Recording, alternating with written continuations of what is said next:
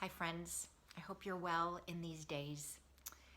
It seems like to the confusion of the pandemic, we have added now this whole big important conversation about racism in our country that I think most of us want to be part of in some way. We don't always know what to do, but we want to be part of making this country a better place, a more fair and equitable place, a place where everyone is seen and heard. It's hard sometimes to know how to do that. But I've been reading a lot this week about this, and I want to share with you some ideas that I've read about, and maybe they'll help you too. These today come from an article in Sojourners magazine, and it's directed specifically to white people who want to be allies and don't exactly know how to do it. These are their suggestions. First, they say, listen more and talk less. Right? White people have had the microphone for a very long time. It's time to give it to other people who have experiences that we don't know about ourselves. Listen more, talk less. Secondly, they say for at least 1 out of every 3 opinions or insights that you hear spoken by a person of color, whether it is in a personal conversation or even on television or in the news, resist the need to respond by offering a better or a different insight. Right? That feels to people like white people again thinking that they know better for everyone. So stand back. And again, perhaps that's another version of listen more and talk less. Third, catch yourself when you hear yourself expressing surprise or shock or outrage about what has happened in the last few weeks and that now concern all these protests. People of color have been living with discrimination for a long time. When we say, oh my goodness, as though this just happened for the first time or we just noticed it, then it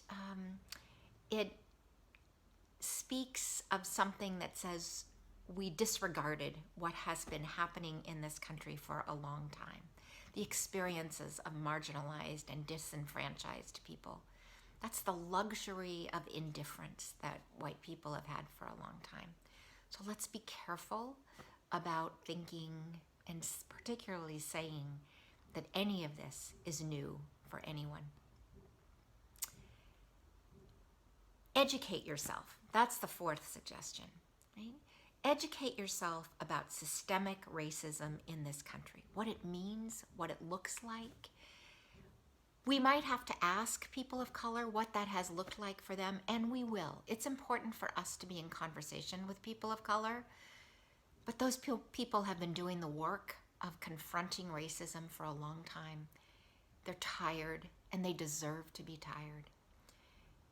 We can't expect people who have been doing this work to educate us. We have to do the work of educating ourselves. So be in conversation, but don't ask anyone else to do the work that you have to do for yourself. And finally, they say, stop talking about color blindness. There is no color blindness in this world, right? Refusing to see that we are different from one another, that some people are black and brown and white, doesn't make anything better. It erases people's experience. So color blindness sometimes sounds to us like the best way to get around racial differences, but to people who have been dealing with this for years and centuries, it sounds false and hollow. Color, race is something we bring with us, all of us, and it has to be beautiful, something that adds value to us, not take something away. All these things we're going to keep talking about. This coming Sunday, June 14th, we are reincarnating Conversational Church. We'll begin this Sunday with a series called Speaking Truth in Love, Conversations about Racism. Come and join us. This week, your 4 pastors will be talking about our own responses to the protests of the last week and to racism and to what we are committing ourselves to do.